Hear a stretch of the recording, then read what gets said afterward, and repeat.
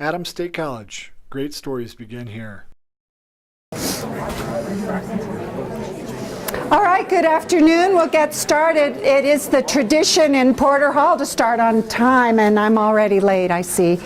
I'm struggling with the multidisciplinary, the different disciplines and their expectations for how to behave. Poets, we tend to get distracted a lot, but so do scientists. So I've noticed that.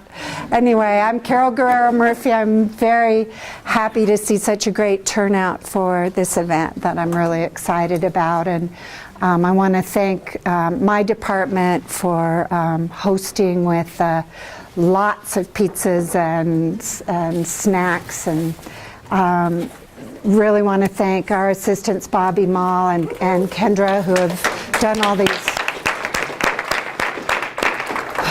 the carting around and logistics for that. Thank you so much.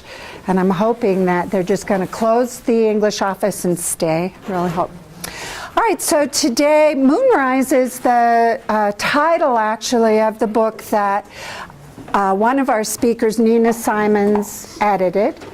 And our bookstore does have a table out here for purchasing the book. People in my women's studies class, many of them have the book, and so anyway, we'll stop a little bit earlier than is traditional for the noontime talks, so that if people want to have their books signed or to purchase books. And also, both of our speakers want there to be a nice, robust time for discussion, really, for discussion. So they're going to speak for about, till around 12:30 probably. So think about your questions and comments, and at that time I hope you'll feel very comfortable to put them out there. I was saying to them that pretty much every time I sent a PR message out about this event, I changed what I had to say about it, because I think it's all of the things that I've said in terms of the kinds of activities and actions that Nina Simons and Cynda Arsenault are involved in. They're widely varied. In Moonrise, Moonrise is a collection of short essays by men and women who have accomplished extraordinary things, many of them having to do with the environment, the pioneers' idea of revolution from the heart of nature, but using the arts and social sciences and political systems and processes, and as well as biology, chemistry, many things. And so there's that frame that's quite big, and I have a hard time besides really narrowing down what they do, because they both do so much that has to do with all forms of activism to try to improve the world in every way.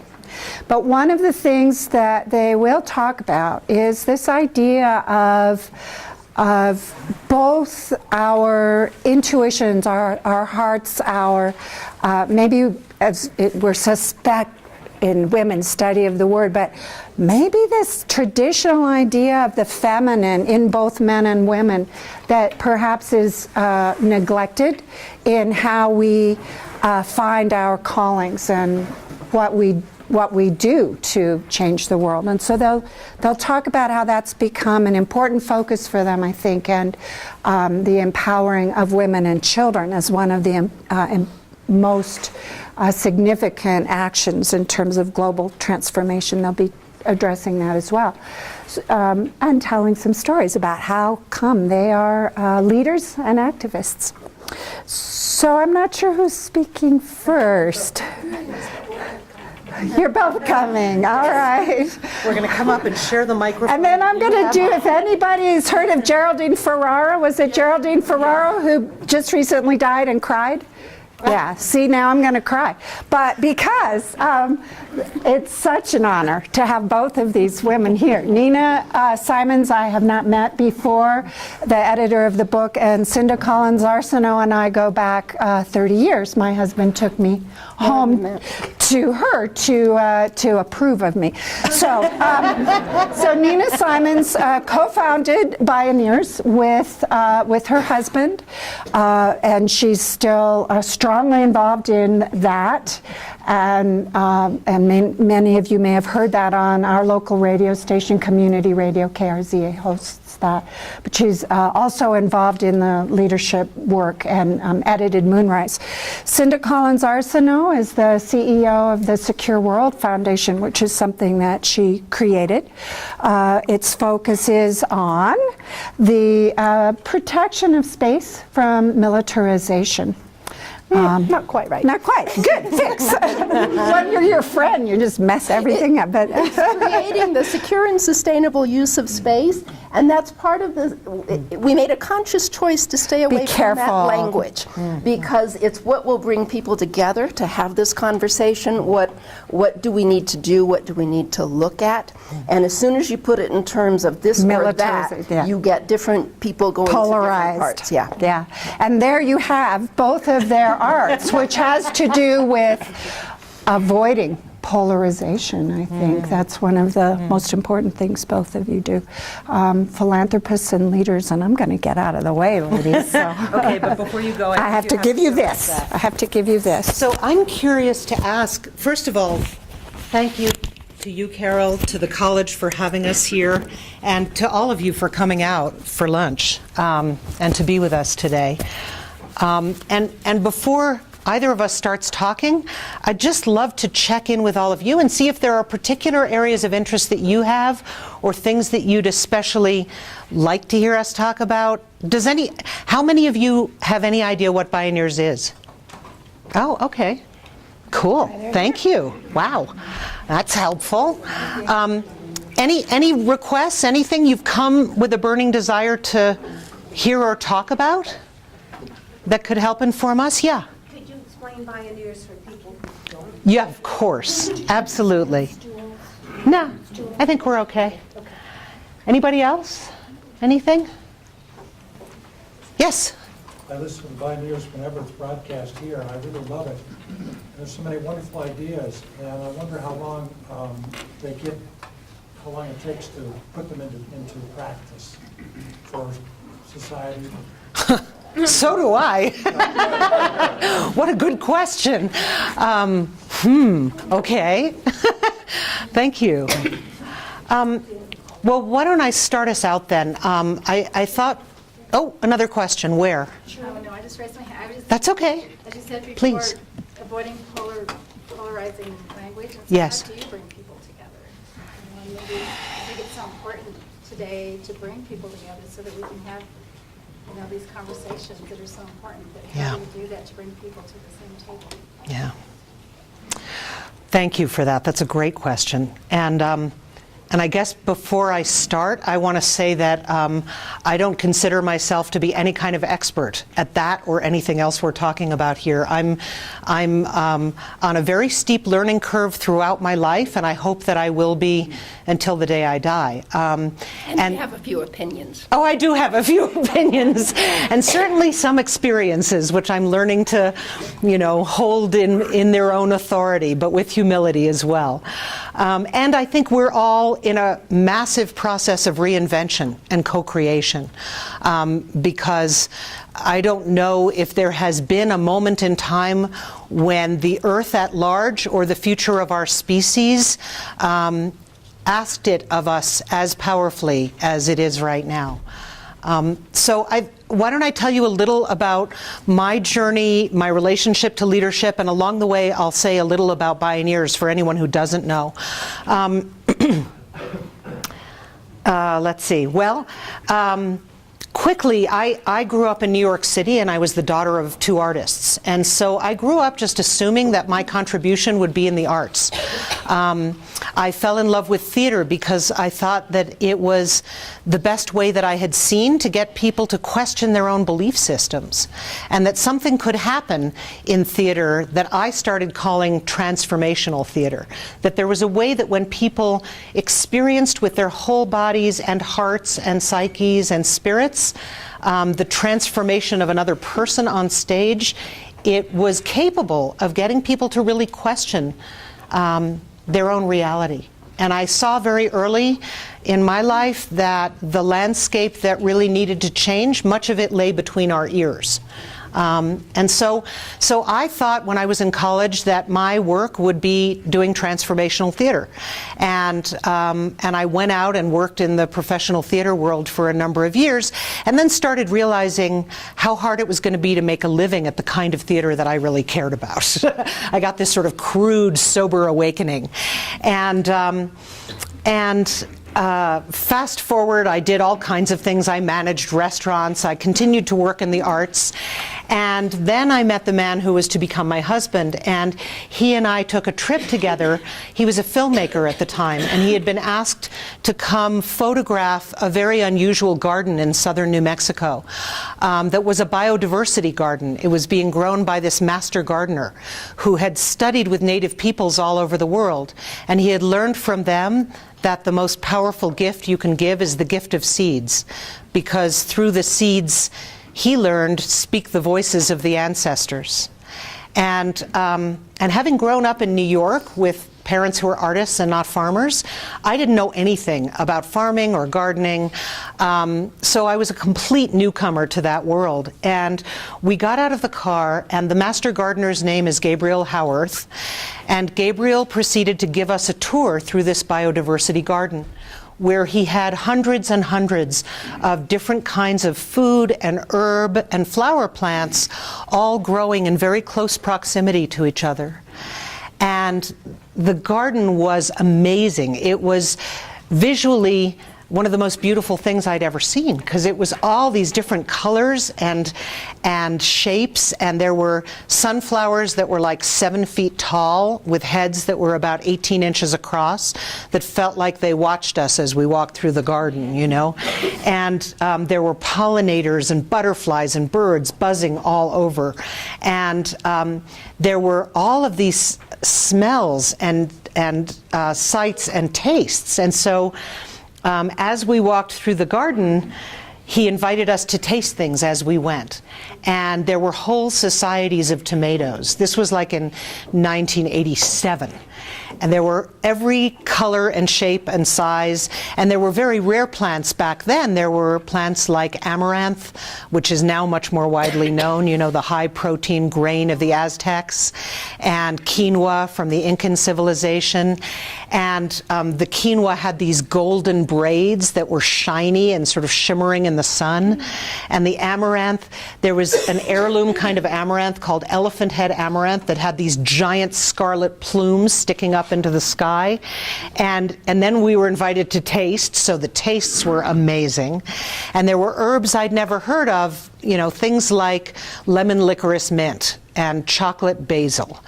And I realized that all my senses were dancing. I was just on this sort of ecstatic journey.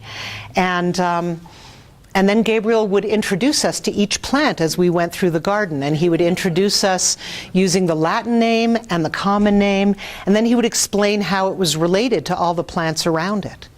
And I was rapt. I felt like I was in 5-year-old wonder, you know. And I wondered whether the story of the Garden of Eden might have been based on a garden like this. And as we came out of the garden, he explained to us how this incredible diversity of food and flower and herb plants was under threat from seed companies being centralized and gobbled up by larger and larger seed conglomerates. And that all these unique varieties that were the product of this human nature dance over like centuries of evolution were in threat of extinction. And that he explained to us that the diversity was not only about beauty and taste and color, but that it was actually nature's fail-safe against extinction, that it was really important. And by the time we walked out of the garden, I felt like the spirit of the natural world had tapped me on the shoulder and said, "You're working for me now." And I was like completely shocked. I thought, no, you got the wrong woman. I don't know about any of this stuff. I can't serve this. I don't know anything about gardening, plants, nothing. And yet I really felt called, and it was kind of unmistakable. And so I went back to Santa Fe, and I quit my job at the Santa Fe Chamber Music Festival and embarked on the steepest learning curve of my life. And he and that gardener went on to start a company which was to become Seeds of Change, which is the biodiversity organic seed company. And I joined them first as marketing director, and then eventually I was just throwing my heart and soul into it, and the board asked me to become president. And I didn't have any formal business training, but I seemed to have good business instincts, and so I accepted. And I had this powerful experience of stepping into something that I didn't feel equipped for, but I absolutely felt called to. And then a couple of years later, my husband had been researching all kinds of amazing solutions that people were coming up with to our most pressing environmental and social challenges. And he was finding that there were like incredible innovators all over the place that had new ideas and had new projects that were effective at solving the most challenging stuff, but nobody knew about them. And so he was bemoaning this to a friend and funder one day who listened to him and said, "Well, why don't you have a conference?" And Kenny had never been to a conference and said, "Well, it sounds sort of dull to me. Why would I want to do that?" And this friend and funder said, "Well, I'll give you a grant for $10,000. Why don't you have a conference?" And Kenny, my husband, came to me and said, "Will you help me create a conference?" And I was pretty uncertain. It sounded sort of science-y to me, and I wasn't sure, but I agreed to help him co-create a conference. And we created the conference. It was called Bioneers. The first one was in 1990. We've been doing it for 21 years since. So Bioneers is this bringing together of people from all walks of life, from all backgrounds and ethnicities and ages, who have demonstrated effective solutions for many of our biggest challenges, and bringing them all together under one roof in a way that's like a massive celebration of the future that we could have if we can gather the political will and the intention to together co-create it. So that's what Bioneers is in a nutshell, and we produce a radio series, and we have a whole series of books, and we're branching out into more and more bodies of work, and I've been co-leading Bioneers with him for 21 years. And I think at this point, I want to... You have to talk a little bit about Moonrise. Okay, a little. All right, so 10 years into Bioneers, we may run a little over time. I want you to take the time you need. Okay, so 10 years into Bioneers, somebody gave me the assignment of writing the story of my relationship to Bioneers. And when I did that, I realized that I had this story inside me, that I was the woman behind the man, and that I was basically there to support my husband and partner's vision. And when I saw that that was my story, I was simultaneously nauseous and excited. Because it was like, oh, that's awful. And I don't want that story. And I realized nobody else saw me that way. It was only me that saw myself that way. He didn't see me that way, and neither did the world. And I was excited because I realized that if it was my story, I could change it. And so I set about to change it, and along the way discovered that part of the reason I had undervalued my own contribution was because so many of the gifts and talents that I bring have often been associated with the quote feminine and not with the quote masculine. And I use those quotes because I think we're all in a massive redefinition right now.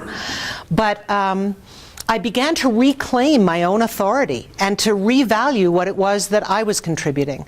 And along the way, I began to realize that all of the problems that I had learned about through Bioneers, both ecological and social, could be seen as an imbalance of the masculine and the feminine.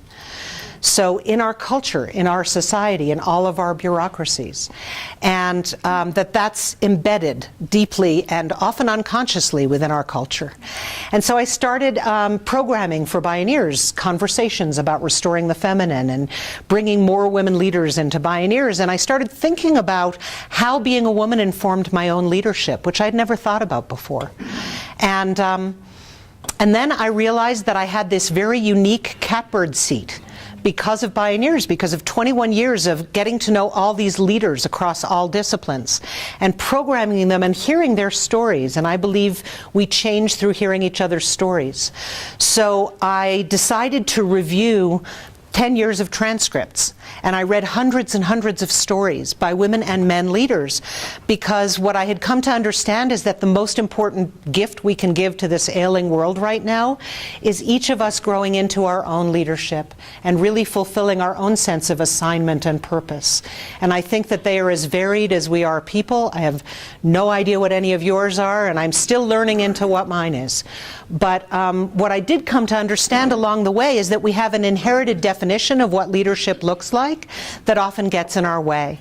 And that the more I started bringing together women to look at how we could strengthen our own leadership, the women would say, well, I want to learn with a group of great, juicy, engaged women, but I'm not so sure about this leadership thing.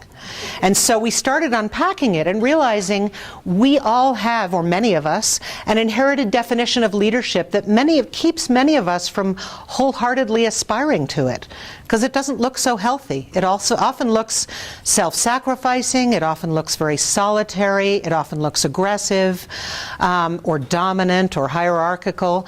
And I don't want a life like that, and most of the people I know don't either.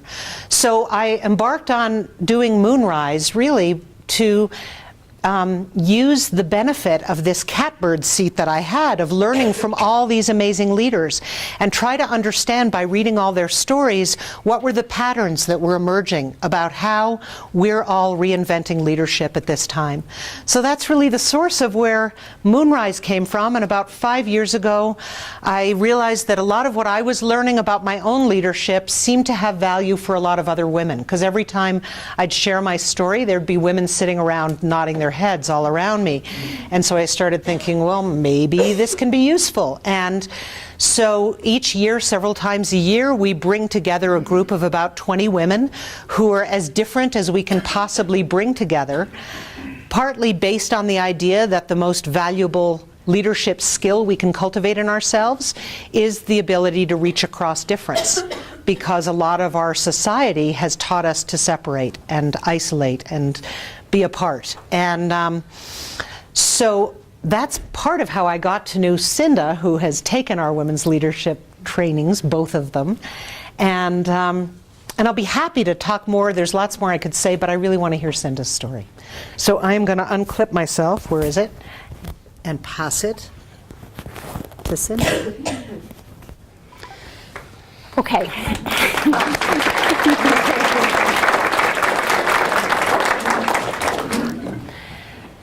So I always have to start with the fact that I am so incredibly nervous. I get this way, and I find if I kind of own it and put it out there, then I can get past it. So that's that. And then I also have to say I can't talk with shoes on. So notice, that's my other idiosyncrasy. But I do want to echo what Nina talked about. I found the workshops that she leads very, very powerful in that connecting with other women and exploration of, personal, what can we bring, how can we do it. So I highly recommend it. So my father was an Air Force pilot, and I grew up on military reservations, going every year to a different place with a lot of yes sir, no sirs, and I wanted to get away as much as I could. So when I went to college, we were stationed in Delaware at the time. I went to Southern California, and I couldn't get farther apart. And then shortly after that transferred up to Berkeley, which was even more farther in another world from there. And so this was '69, and Berkeley was quite the amazing place. There were lots of new ideas happening, new things, and part of it was a complete rejection of where we'd come from, and embracing this new world that we were going to create with much excitement. And we were tired of the injustices and the hypocrisy, and we were going to have a better world. So I guess first off, I want to apologize to all the young people here, because I don't think we did a very good job of it. But I also see there's lots of old folks here, so as you can tell, we're still working on it. and now is the time that we can come together with both the new ideas, and I think that we've learned some wisdom in this process. So it's part of what I'd like to share with you today, some of my lessons learned. So at Berkeley, there was, besides the drug, sex, and rock and roll, which there was plenty of, there was also, these new ideas and new opportunities. So I was able to, I volunteered at the very first recycling center in the country, and recycling wasn't even a word that people knew about back then. So we have come a ways, and now most people understand the necessity of that. I volunteered at a Napa State Hospital where people with disabilities were locked up, and fortunately that place doesn't exist anymore, so we've made a little progress there. I helped start a nonprofit called Project Unity, which is the ultimate 60s word there, and that was with David here. This was back in, more than 30 years ago. And then, later, after graduating with degrees in psychology and sociology, I went to work in an ice cream parlor. So I could continue to support the nonprofit with the money I made, because we didn't have much money back then. And that was fortuitous, because I ended up marrying the owner of the ice cream parlor and moving to Colorado. And he was a businessman and had a very different aspect, although we shared a lot of common values. And then later, when our daughter was born, she had cerebral palsy. So then I found out a great deal about the whole world of disability, and it was a wonderful time, because it was the beginning of inclusion and new ideas. And so, learned a whole lot from her, and that became part of my life. I'd also worked at the mental health center with the drug program, and again, that was with David. We do go back a ways. And so anyway, lots of good experiences, lots of different causes, lots of things to be involved in. And then Marcel began in his business to make some money. And at first, all this money went back into the business, but after a while, it was this thing of, oh, we have money. And I was very uncomfortable with that, and stayed uncomfortable for some time, until it kind of finally dawned on me that this was this incredible opportunity of being able to do something with it. And so the big question became, what? And so we both shared that, as I said, 60s hippie thing of make love, not war. And seeing war is just this abhorrence, and so beyond its time, so how can we really get rid of it? And so we began to form some foundations and put the money into that in order to be able to work on this.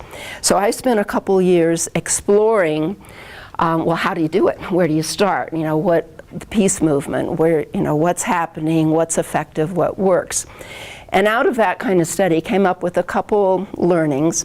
One is that change often happens when something better comes along, and that it's easier to kind of create the positive rather than negating the negative.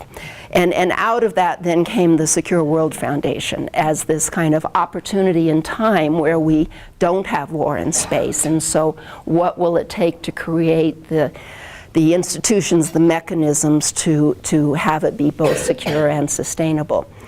But then the other main thing that I kind of came across, there was a study that I had heard about they had gone in, the Rockefeller brothers had gone and visited multiple conversations in communities across the United States, where they'd gone into living rooms and basically asked the question of, what do you care about? And you know, it was big. It was in cities. It was with, you know, rich people, poor people, all different aspects of bringing these communities together, and trying to get at those core values.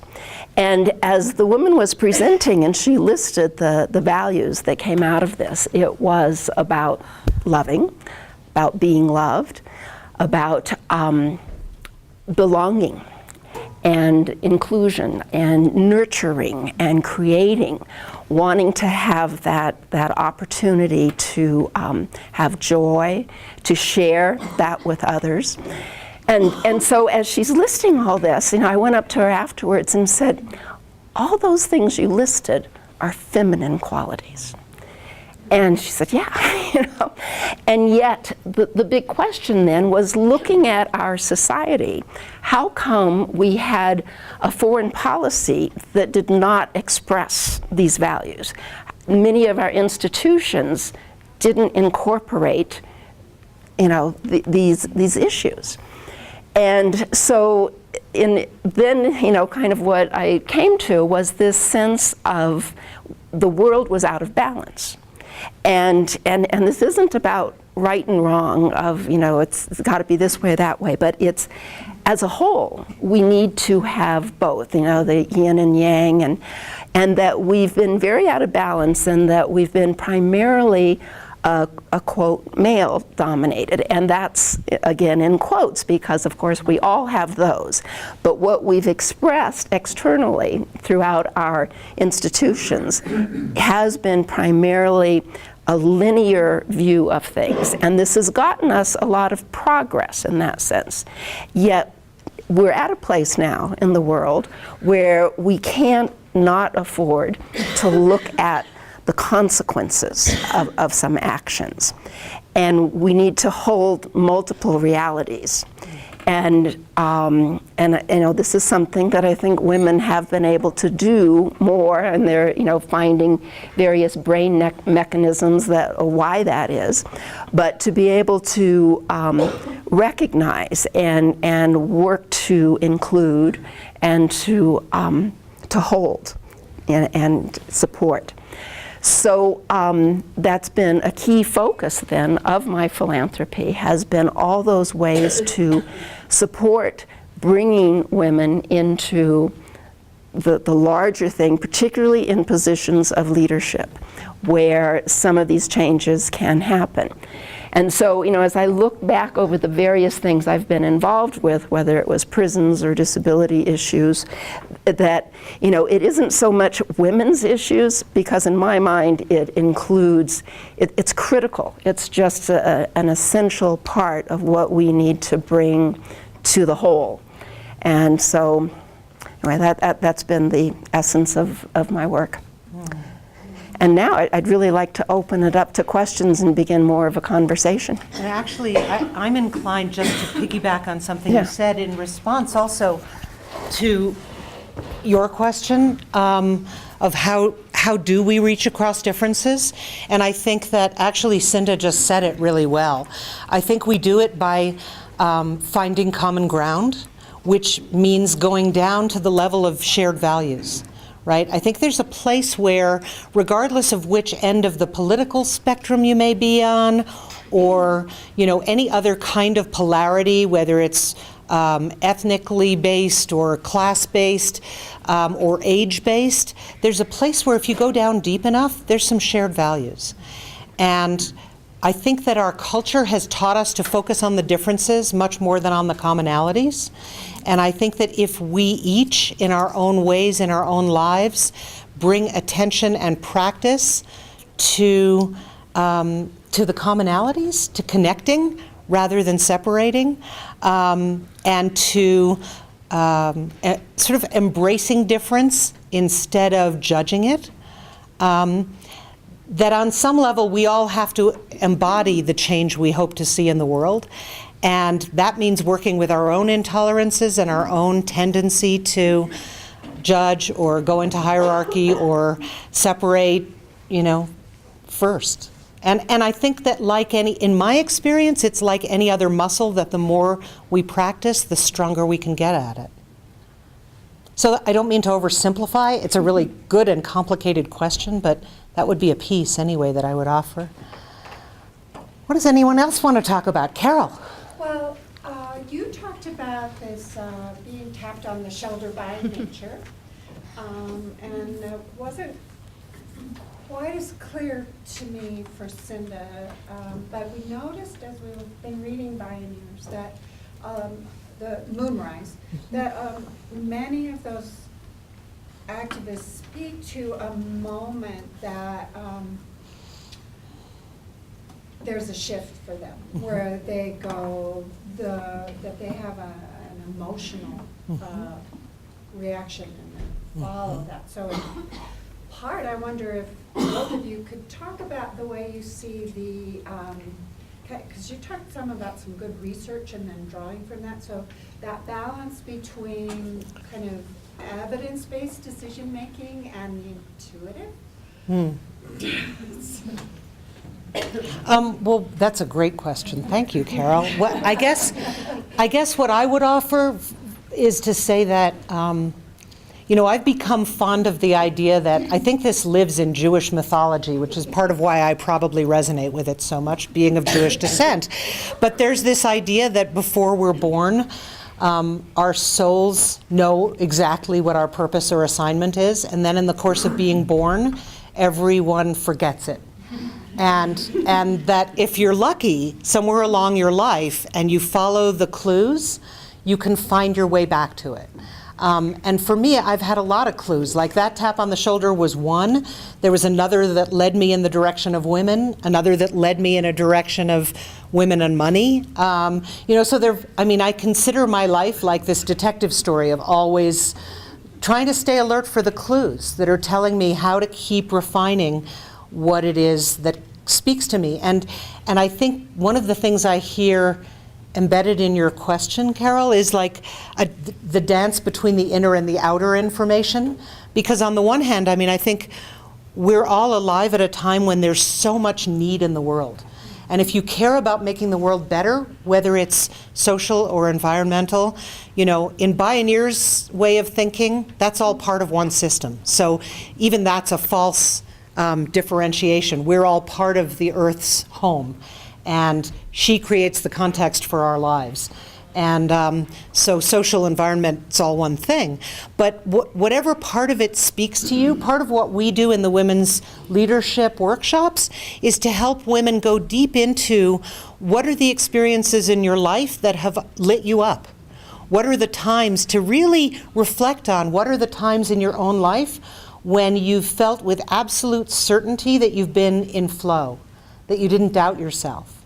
And similarly, another really important source of clues for me has been what really breaks your heart open or makes you really pissed off.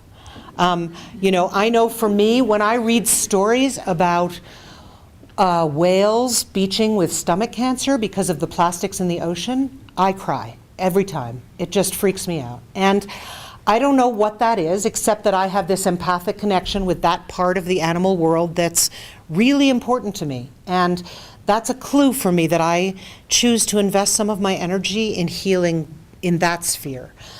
And I think there's this dance. The best way I know how to say it is that it feels to me like the challenge of this time is to find what most lights you up and also most invokes anger or pain in you, and connect that to a need for reinvention in the world.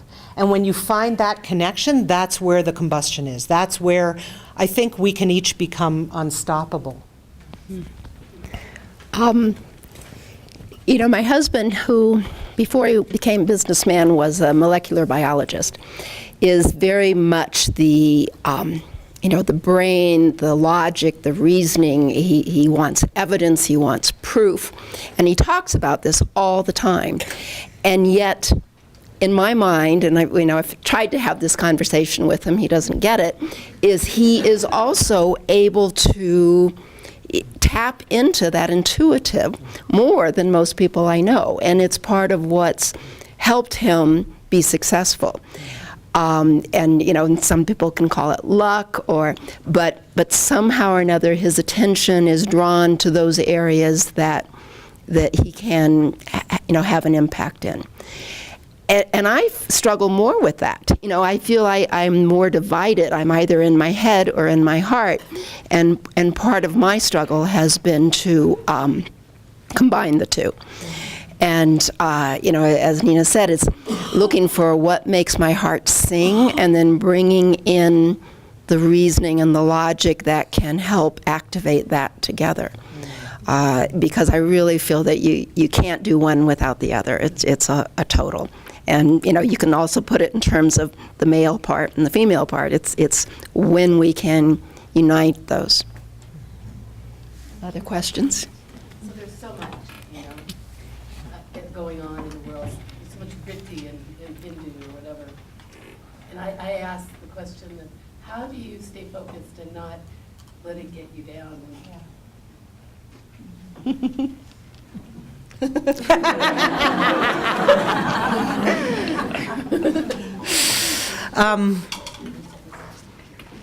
I don't know that not letting it get you down is part of it for me. What my practice is, we were just talking about this on the drive up here. My practice is very informed by something I once heard Alice Walker say, when she said that as human beings, our capacity to feel grief and despair is directly related to our capacity to feel joy, and that we have to give ourselves permission to go to the underworld in order to extend our capacity for wholeness and celebration and to be our fullest selves.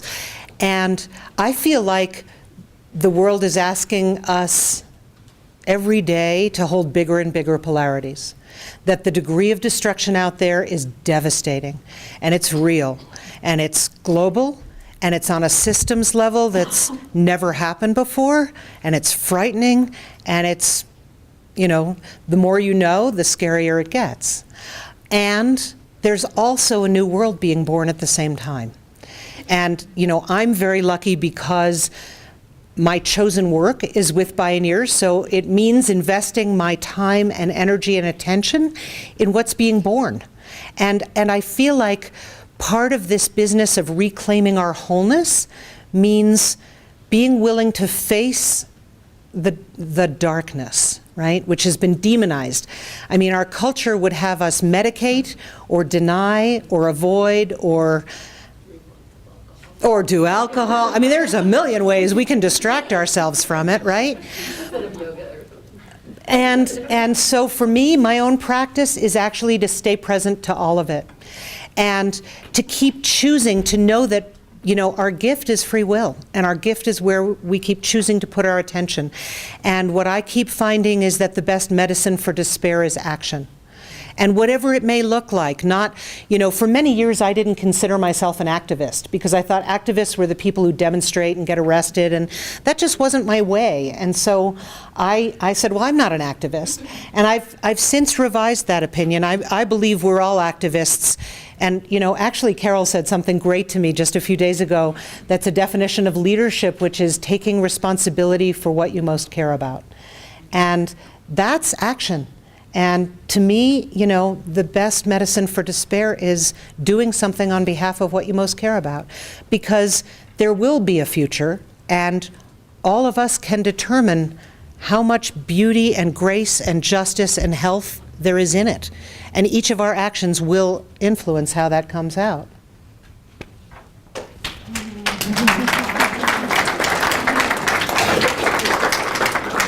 I'll just say ditto to that because I don't have an answer. It's a continuous struggle, and I guess the thing is that it's worth it,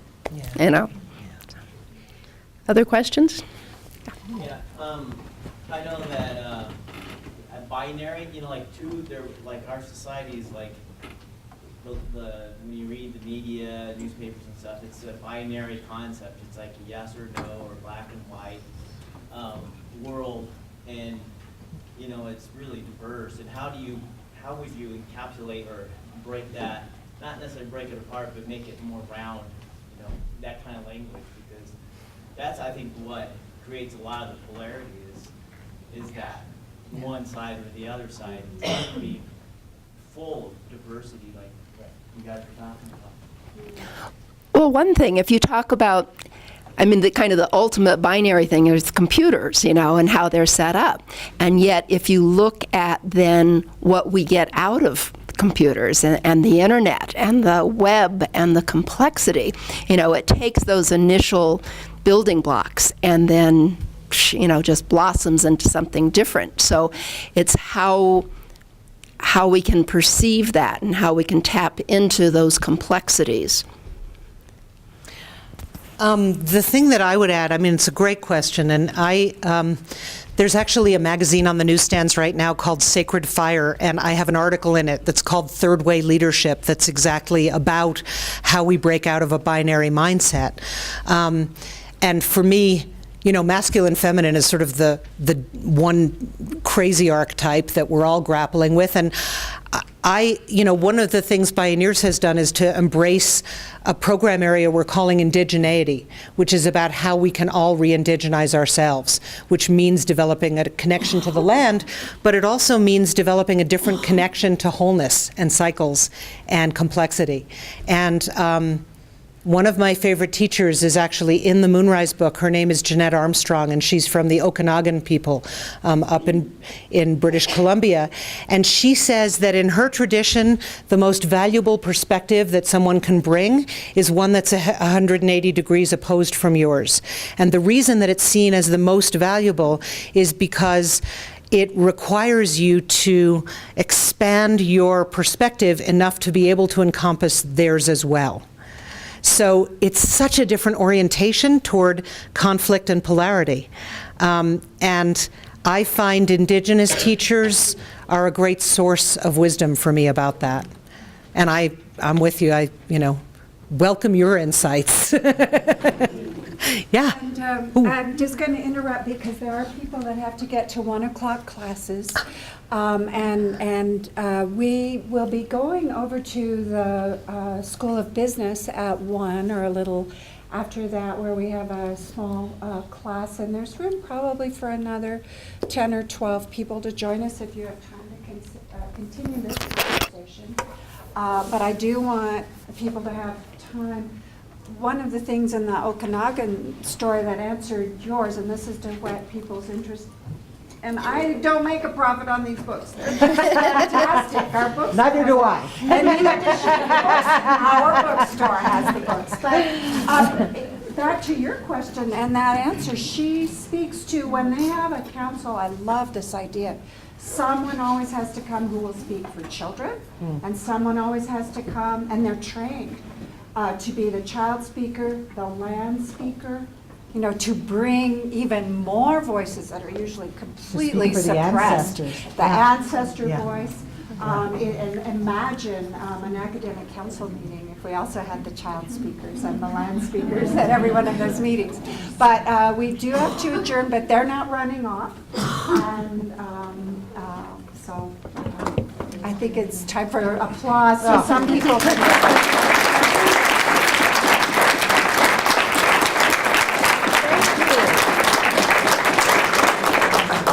Thank you all for coming.